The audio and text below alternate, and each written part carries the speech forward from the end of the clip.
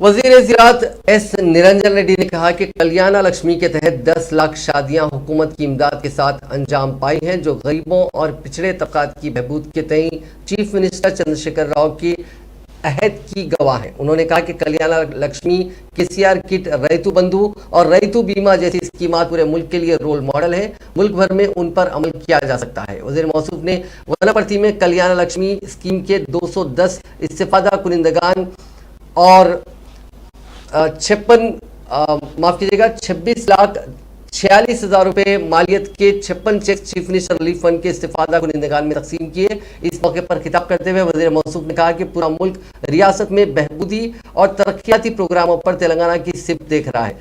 Opposition जमातों ने रैतु बंधु स्कीम पर तनकीद करते हुए कहा कि ये एक सियासी हिकमत अमली है। ताहम इस कदम के तहत अब तक 50,400 करोड़ रुपए की रकम रियासत के किसानों के बैंक खातों में जमा करवाई गई है। अगरचे कि पूरी दुनिया कोविड की वबा से मुतासिर थी, ताहम चीफ मिनिस्टर ने इस बात को यकीनी बनाया कि रियासत में फलाही प्रोग्रामों पर अमल आवरी में कोई रुकावट न होने पाए।